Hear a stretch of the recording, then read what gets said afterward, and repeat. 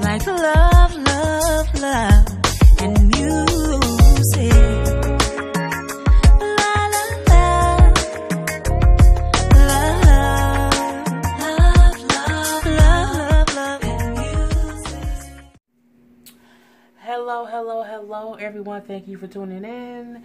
I am Jay Lee. This is Jay Lee's Corner, and this is my review for my late review, as y'all all know, the whole trip to urgent care ER stuff or whatever. So this is my late review for Married to Medicine. This is season 5, episode 6. It's currently Sunday.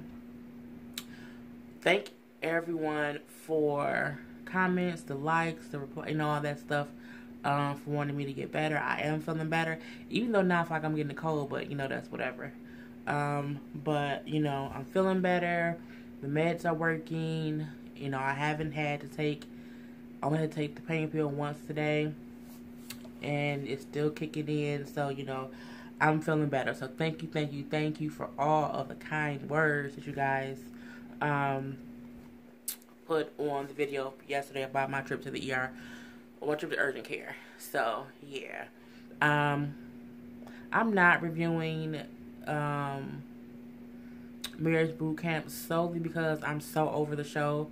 Next Friday will be the season finale. I will review that show because it's the end, and I can tell all y'all how none of their asses stand together. So yeah, I'm not gonna do Marriage Boot Camp. I'll possibly bring it later today. I am gonna do Real Housewives of Atlanta, because of course, as I say, I'm feeling better. But I still want some more energy, you know what I'm saying? But maybe when I start to talk and I'll get, to my little animated stuff or whatever. So yeah, this is Married to Medicine. I hope everyone had a great weekend and that you're getting prepared for the next week and then also for Christmas. I've finished all my Christmas shopping. I hope you guys have too.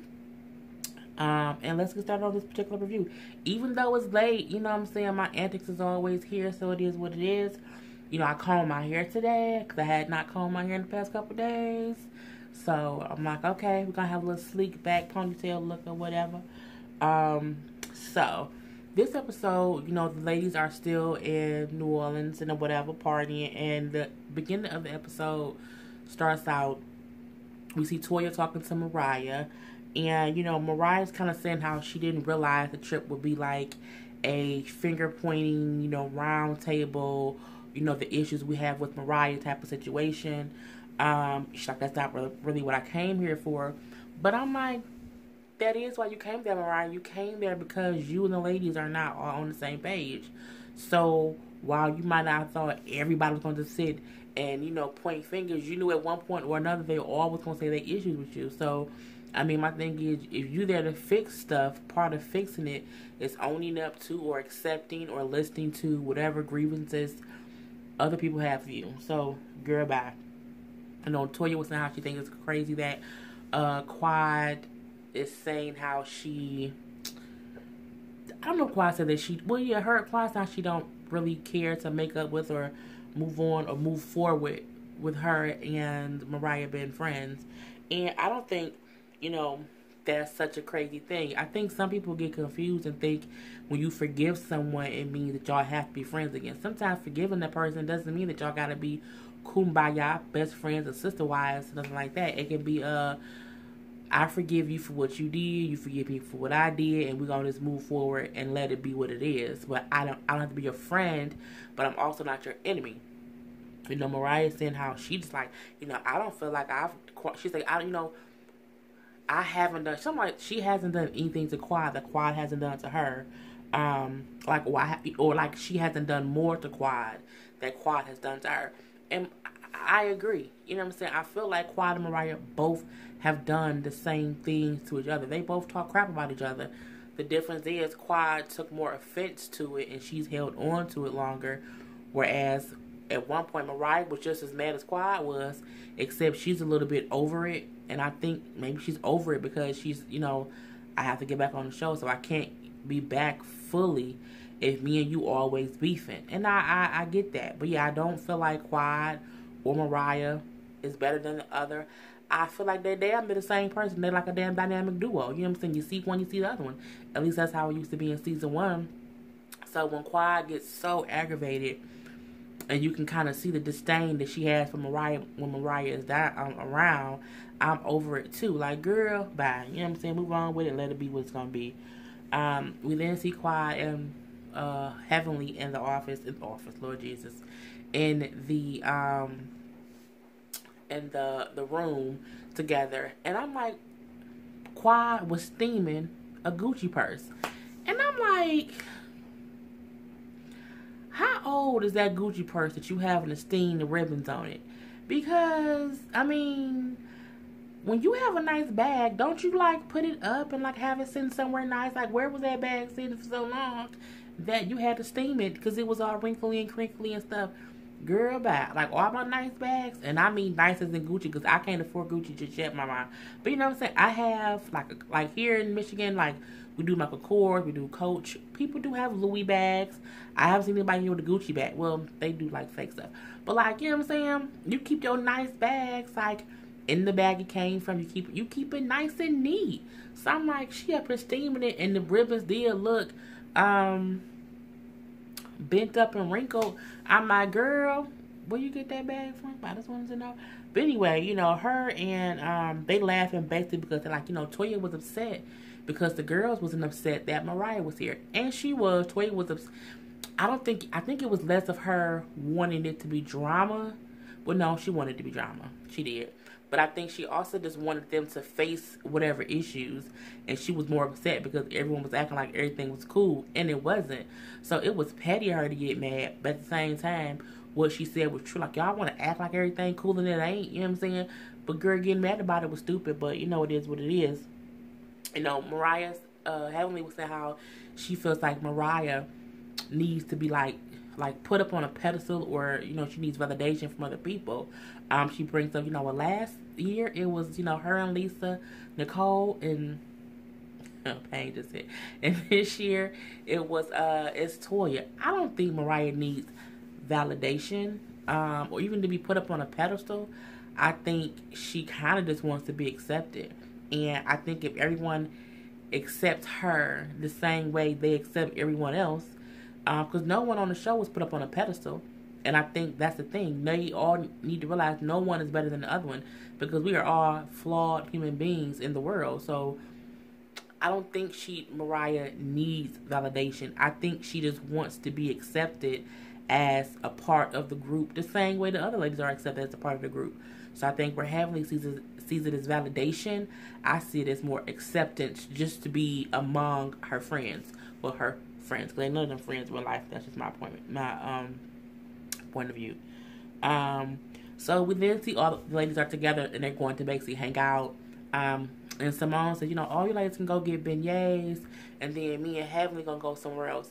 So the ladies, you know, all the other ladies do go to like this famed place in New Orleans to have the beignets.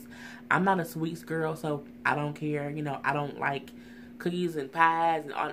That ain't my thing. I mean, I like some pound cake, and I like a chocolate chip cookie here and there, and I like, you know what I'm saying, like brownies with walnuts. But that's the gist of what, you know what I'm saying, my sweet taste would be. Like, I wouldn't go to New Orleans and be like, oh my God, I have to go to the place where they have the sweets. No, give me to the bar where they have some sweet drinks. And that's about it. So, you know, they're there, you know, they're eating the food or whatnot. Now, Jackie, as I said before, has that nice, nasty shade. And she had a perfect example of her nice nastiness when they went to get the beignets. So all the ladies were ordering the stuff or whatever, eating it, you know. And I guess it's very sugary. It's like a lot of powder, sugar stuff on it or whatnot. And, you know, Toya was like, Jackie, you have to have more than one. And Jackie then said, you know, looking at Toya, I need to put these down. Have you seen what these, you know, these calories do to your body? I'm like, see, that's that nice, nasty shade. Because what she did was, she called Toya ass out of shape. And what she said was, it's because Toya ass beating some dang on beignets. So that's that nice, nasty shade. Because she kind of laughed and said, you know, I shouldn't have said that. But you said it. So that's what Mariah meant by when she said, Jackie has her own way of throwing shade. It's just nice, nasty. Because Jackie, and don't get me wrong, Jackie is so nice. She really, really is. But Jackie ain't no angel. You know what I'm saying? Not at all. Jackie is not void of throwing shade in her own way. But her shade is never malicious. I think it's less She don't mean anything malicious behind it, even though it's still shade. So, you know, it is what it is. So, that was their whole thing. Honey, Simone and Heavenly. I don't know why Simone. So, Simone chose to take Heavenly to a dang on voodoo shop. Look, I worship Jesus. Jesus is my Lord. He is my light. He is my everything. I would not. I'm you know, Heavenly sometimes be extra. But when they walked up to that shop and so y'all know I do my stuff on my phone, and my phone would not let me be great. Like, it keeps trying to do a device software update. Go ahead, Samsung. My, you know what I'm saying? 7 is perfectly fine. I ain't got time for this book up. It's making me mad. Because I'm like, you cut me off like 10 minutes in, bruh. But I'm right back into it. So let's get it started. So yeah, Simone took Heavenly to the voodoo shop. And Heavenly was not having it at all. She's like, girl, no. I said, Jesus, I don't want to be up in here. What you doing? What you doing? And I feel her. I would not have been open and honest. I would not have been open to that. You know what I'm saying? But Simone said, how, you know, you need to be open and honest and try new things. Simone, some people is all for trying new things. Like, I might try lobster. I've never had lobster before. I might try, I'm not a seafood person. But I don't want to try voodoo. Like, that's not something, you know what I'm saying? Who do that voodoo that you do so well? I don't want to do voodoo well at all. Keep your voodoo over there. But Simone is saying how, oh, it's just something different. I want to learn some things. I just want to be educated on it. So, Heavenly like, okay, well, we have to do a prayer. I agree. Do a prayer, girl. Do a full-fledged prayer. So, you know, they say a prayer, they go in, and it's all kind of potions. Like, it's just stuff up in there. You see dolls. You see, like, little things written out. I would not have been comfortable up in there. And, you know, and nothing against voodoo. I know in New Orleans, they have that kind of stuff. Not here in Michigan. I don't want no parts of it. Like, to my knowledge, I've never seen a voodoo store here. I don't want to see a voodoo store here. You know, but that to each their own. So, you know, they going around or whatever looking at stuff. And then, you know, I guess the guy who worked there, this white man, he just happens to come up and he's trying to explain to them, like, the different kind of voodoos. And says how it came from the slave trade.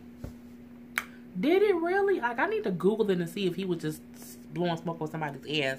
Because I'm like, did it really, sir? But maybe it did, you know. He says that one form of voodoo was used by slaves to win their freedom. Okay. Okay. Okay. If you say so, sir. So, but again, I'm not into the voodoo stuff, so I'm going to kind of skim past that whole little thing that we ain't going to talk about that no more. You know, Simone is saying how she basically wants, she's like, yeah, if I wanted someone to come back to our room and, like, do some healing, you know, with the voodoo, can you arrange that? Like, can you put me in touch with someone? Honey, and Heavenly looking like, bitch, who you what? Bring some back to what? I would have been the same way, except I wouldn't have been looking. I would have been saying, bitch, what? Ain't nobody, no, we already in a damn Lucifer suite. Like, you gonna be in a Lucifer suite and then have a voodoo person come in? Do you want to go to hell? Like, look, I don't want no parts of it. None, nada, zero, nothing. I ain't for it.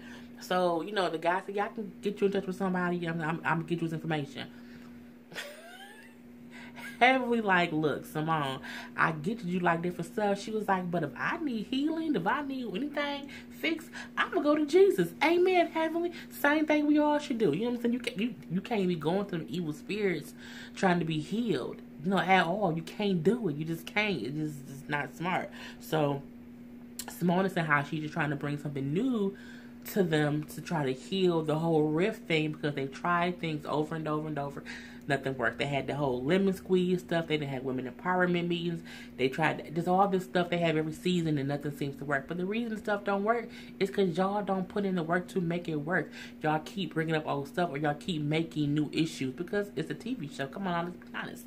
You know, so she's like, you know, we tried everything else, so why not try voodoo? Girl, voodoo was that's the last option on the list. It's not with a V, for heaven's sake. You didn't go through A, B, C, D, E, F, G yet. How you get the hell to Z? I mean, to V, girl, bye. I just can't. You know what I'm saying? So at that point, they're kind of going back and forth, you know, with Heavenly saying, you know, the girls would not want this. They would be totally against this. I'm against this. I don't think we should do this. And then Simone saying, I'm just trying to try something new. So they're going back and forth, not really arguing, but it's a little bit of combativeness or whatever. And, Simone says, I get that you don't agree with me and what I want to do. However, you don't have to be so combative. She then says, you practice your religion in your own way. I just wish you would walk in it. I was like, oh, yes. Because everyone knows that Heavenly, for the most part, does. Her name is Heavenly, for God's sakes. And a lot of times, she is not walking the path of someone trying to walk the path. This is some of the antics that she do on the show. She's not. So I completely got what Simone meant when she said it. It was just the wrong time to say it. Let's be honest, to call a spade a spade. So, Heavenly is pissed. Like, she's like, and she looks upset. Simone looks like she didn't mean to say it. It looked like she was thinking it in her head, and then this kind of came out, and she didn't mean to be like that. Honey, Heavenly made that little mean little face, walked up after this so fast, and was like, she just pissed off. Simone goes after her, whatever. And you then hear Heaven say, oh, you wish I would walk it? Fuck you. And again, that's not how a person's like. That's just not how a person speaks when they're walking the walk in their faith. And I'm not saying that Heavenly needs to be perfect, not at all, by all means, because we are all flawed human beings. However, Heavenly says and does things that are not connected to walking the real walk with God. That's what I would say. The things she say, it's not, but as she said before, she has to learn to control her mouth. And that's a good thing. But again, I get what Simone said. She just said it at the wrong dang on time. You can't tell somebody they're not walking in their faith when you got them up in the dang on Voodoo shop. It's going to piss them off, point blank, period. So, that's just what it is. They're then talking, and, Simone is saying how, doing a spiritual walk with her Christianity, we can't still be taking digs and doing different stuff. And I agree. You have to, because Heavenly does the most at all times, at all points, in all directions. She does the most. Let's be honest. It doesn't mean she's a bad Christian. You know what I'm saying? It doesn't mean that she isn't trying to walk the walk. She just ain't walking there yet. She ain't, she's not fully there. She's crawling, to get to her walk, to be where she needs to be. Heavenly's kind of crying or whatever. She's not crying, but she's emotional. And, she's saying that, my spirit is perfect and I don't want anyone telling me I'm not walking in my faith. And I don't think Simone meant you're not walking in your faith. I think what she meant is you can do better in how you come off to people since you are walking in your faith or trying to walk in your faith. I think you can, I'm moving the camera. I think you can try and do a better job of it or whatever. I think that's more what she meant. And she says how she wasn't trying to bring it up in a bad way. Her and Heavenly kind of make up or whatever. And Heavenly like, you know what? I don't want to talk about it no more. I'm fine. It's good. Can we go get some drinks now? Okay, Heavenly. Go get some drinks and walk in your faith in Jesus. It is what it is. So back at the ladies, now they're all together. And someone like, yeah, me and Heavenly had like a little moment. And Heavenly like, man, this bitch took me to a voodoo place. And she was like, well, yeah, I was just trying to, try something different. But all the ladies looking like, voodoo? Why you taking her to a voodoo shop? And then when Heavenly said she wanted to have somebody come and pray over us and heal us with some voodoo stuff. And all the ladies was like, I agree with Heavenly. Like, hey, good job, Heavenly. And for the first time, they all agree with Heavenly. Like, it's just not a smart thing to do, which is not. It really is. And even Jackie said, like, I think Simone had good intentions, but no, we're going to stick with Jesus. So they then decide to have a forgiveness ceremony. Now, every season, I believe there's a forgiveness ceremony. So, you know what I'm saying? It is what it is, but, let's see how this one works. So, they then all out to dinner or somewhere getting some food, some drinks. And then, for some reason, Mariah and Toya having a dance off. Look, they both to me look stiff. I don't think either one of them won. Toya says how if they was on the stripper pole or they was on the stage, how she would win $10,000 and Mariah will only make $10. Girl, y'all both gonna be in some dollars. Y'all both gonna have a couple dollars. you know what I'm saying, that's going to be thrown from the other ladies on the show. Y'all both are not dancers, because all Toya did was like, they move her hips as if she had a hula hoop, but she wasn't even hula hooping regular hips. She wasn't. And then all Mariah did was bend over and like she dropped it once or twice. I mean, I don't know if they showed like some real. I don't know what they showed, but I mean, I was not impressed at all. I mean, Mariah was just milli rocking. She was milli rocking, and then she bent over real quick. Girl, bye. So yeah, it is what it is. So at the whole forgiveness session, you know, it was a cool thing how they all were able to sit there and have a conversation a little bit. You know, Jackie brings up how she liked how they were all able to coexist in this particular group outing, and how it was fun to see them like laughing and kind of getting along and coexisting. Basically, she said like in her meditation, in her prayer, she read something that says, "Weak people try to get revenge, however, strong people try to forgive and move forward." I think that is a great thing. You know what I'm saying? Because it's true. It's easy to try to get revenge on someone. It's hard. It takes a strong person to forgive someone and move on. So Heavenly kind of speaks up, and then she goes ahead and she apologizes to Mariah for the thing that she said about Mariah's mom at the last reunion. I thought that was good. You know, Mariah, you know, she receives it, she accepts the apology, but does say, like, I can accept it for me. I can't speak on other people. Meaning her mama might still want to put some hands on you. You know, it was what it was. You know, she brings up how she was angry with Jackie because in the interview Jackie did somewhere, I don't know what she did the interview at, but Jackie compared Mariah to herpes, saying how, you know how herpes goes away and it comes back and goes. That's how Mariah, she goes away, she comes back. I'm like, well, you know, it wasn't really nice. So Jackie, but she also admits, Mariah does, that because Jackie did that and she didn't like it, that she retaliated against Jackie, and that's why she was nasty to Jackie and mean to Jackie, was because of that. So she basically let Jackie know how she hurt her, but she also apologized for being mean to Jackie in retaliation. It was a great thing. You know, her and Jackie, you know what I'm saying, they cool, so it is what it is. So from there, you know, Simone goes in to say, you know, how people can't want to say, well, who tossed dirt first. If dirt was tossed both ways, one person can't be innocent, one person can't be guilty. Y'all both did it. It don't matter who threw the dirt first. You know, she's saying how people need to own their shit first. And then you hear Mariah saying, like, yeah, they need to own it for themselves, not for anyone else. And then, so they were kind of talking about that a little bit, but then when Simone kept talking about, you know, accepting your part of something, Mariah was like, well, I thought we was talking about forgiveness. And I did too. And I think that's why when sometimes they all get together, things take a turn for the worse, but they'll be there for forgiveness, and then someone wants to bring up every single thing someone did wrong, and it's a whole argument. So from there, we then see how Heavenly says how Mariah doesn't hold herself accountable for things that she's done to others, even though she consistently wants people to be held accountable for what they do to her. You know, that's kind of true. I think Mariah accepts accountability when she feels comfortable. But that's what anybody does. You know, that's a part of life or whatever. Claude then kind of jumps in and says how, you know, everyone in the room in one way or another has been hurt by someone else. And then from there, someone like, okay, since you spoke up, Claude, you know, what will it take for you and Mariah to come to some kind of conclusion to mend y'all stuff together? Like, what would that be? And then Claude was like, me and Mariah are cordial when we're around each other. I think that's enough to ask of us right now. You know what I'm saying? Heavenly like, you know, so there's no forgiveness, there's no moving on, like nothing. And Claude was like, you know, well, you can't rush it. I'm on my own time. Heavenly said, well, bitch, it's been 5 years. I said, oh, that's true. They have been beefing since season 1. It's literally been like since the end of season 1. This is season 5. It has been a long ass time.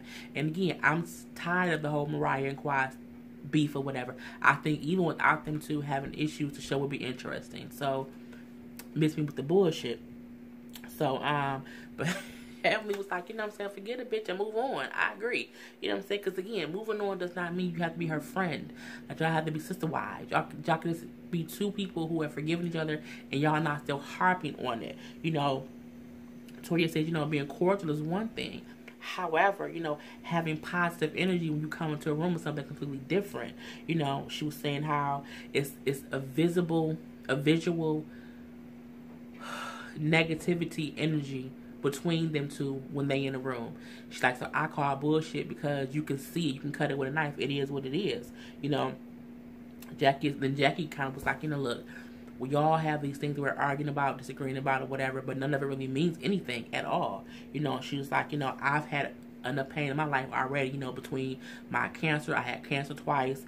I can't have kids. My husband cheating on me. I've had enough things that are real issues, and what we arguing about now doesn't even really matter. I completely agree with Jackie. The things they are arguing about are very base level, very petty. Nothing that they are arguing about is detrimental to anyone's life at all. So I get exactly what Jackie meant when she said that. So she also says how we have to remember, to let it go. You know what I'm saying? You can't be arguing with little petty bullshit. You have to let it go. And, she also says how she has to remember forgiveness when she tried to move forward with Curtis. Now, she didn't say that aspect of I'm going to forgive him and be back with him, but I have to remember forgiveness when dealing with him going forward, because I have to address my marriage. And Simone said she felt the same thing in regards to her marriage with Cecil. Because her and Cecil be going through some things. Back at home, it was pretty easy. We see Heavenly daughter convinced the husband to get her a daughter. Heavenly said how her daughter took after her and can manipulate men. Girl, yes, she was wrong for saying that. Yes, it sounded crazy. She said herself that it sounded crazy.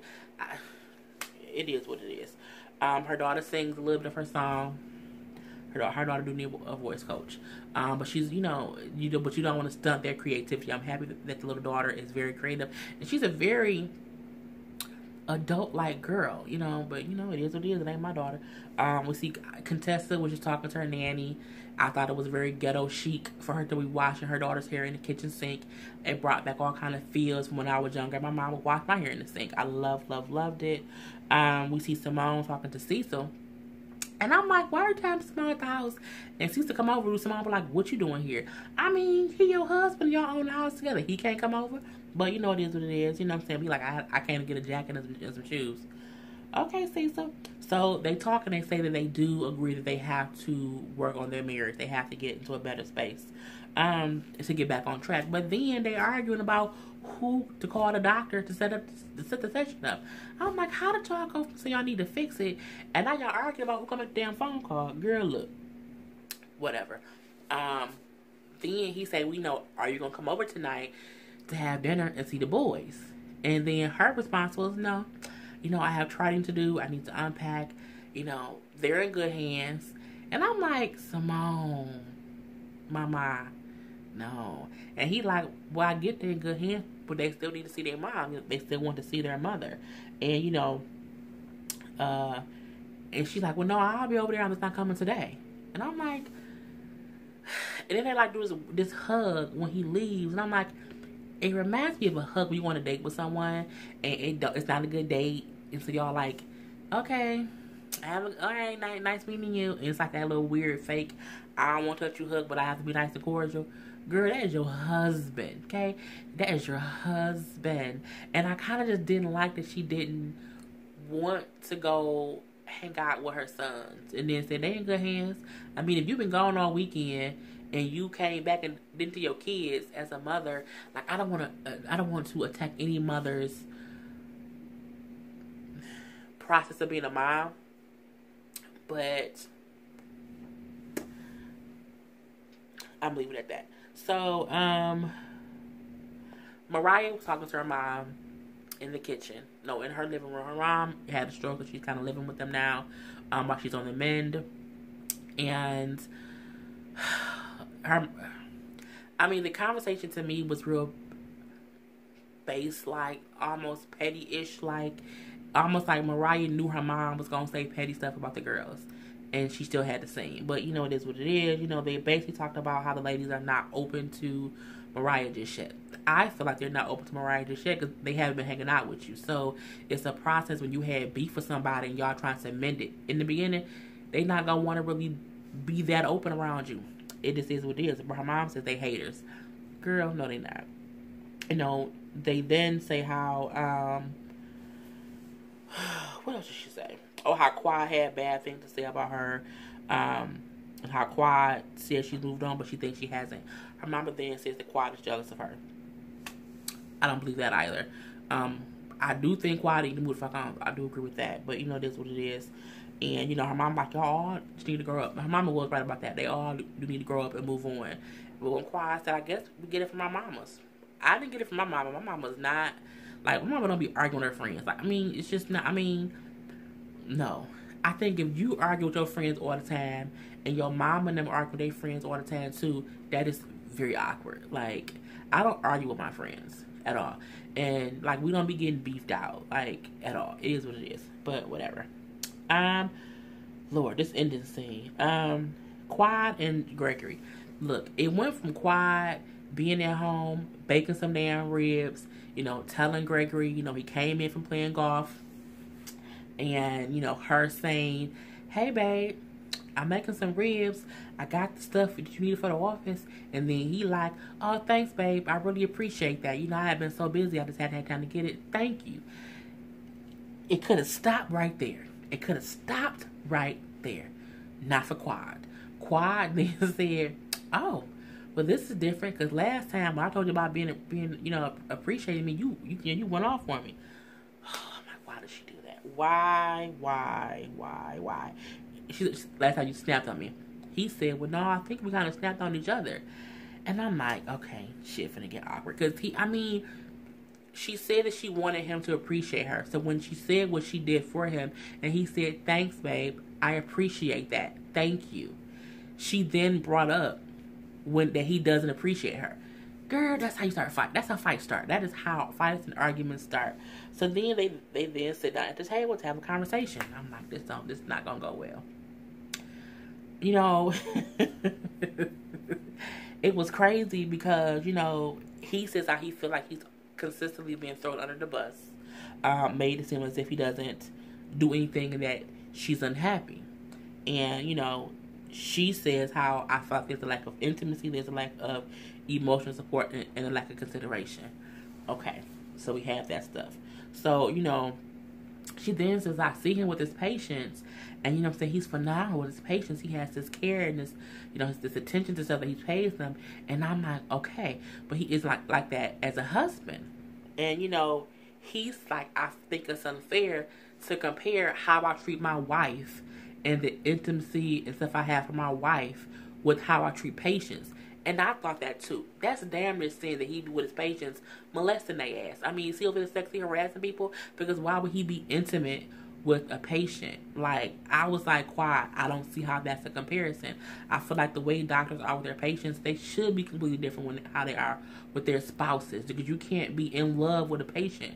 You can't. It's crazy. So, you know, he says how, you know, if she don't know it, she is his number one priority. And I was like, go ahead, Gregory, speak that stuff. So, you know, she's like, no, I'm not. I'm like, oh my God, here we go again.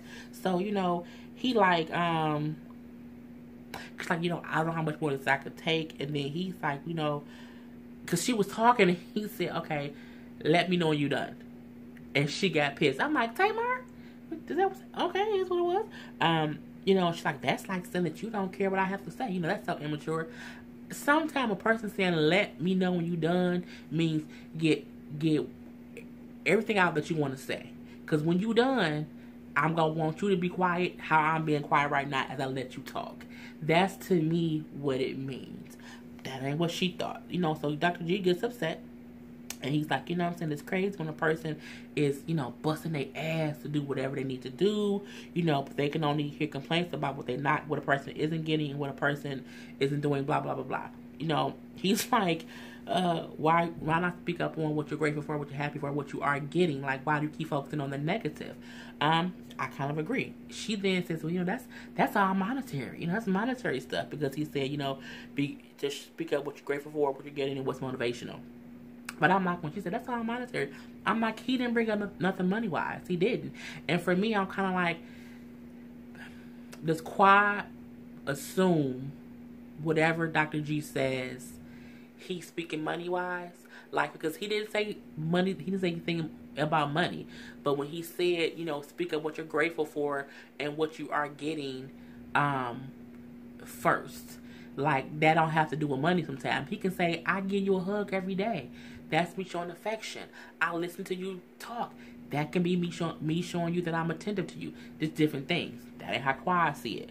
So, you know, he says how, you know, he doesn't listen about money. He then says verbatim, what kind of love do you need? You know, I need some real facts about what you need, because you wear me out with this vague shit. I agree. He asked her a specific question. What do you need from me as your husband to make me know that you're feeling loved? She then says, you don't call me when you drive home. And I giggled to myself. I giggled. I really, really did. And I was like, what the fuck are you talking about? He then gets pissed off. He was like, I call you, but you don't answer the phone. Aha. And he was like, I call, you don't answer the phone. It be going straight to voicemail. You know what I'm saying? You cut your phone off. Have you blocked my number, Claude? I'm looking like, okay, this must have been a conversation or argument before. Because he went from, I call you all the time. You don't answer your phone goes to voicemail. And then we asked her, have you blocked my number?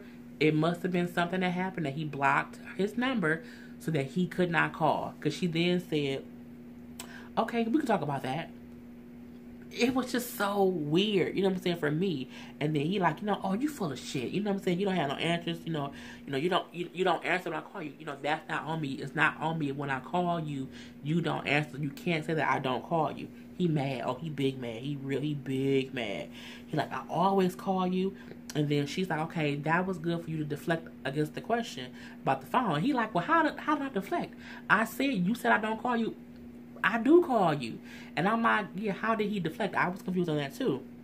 You know, she then says, you know, I feel you're combative, I feel you're argumentative, and I feel you're offensive. You know what I'm saying? And it's true.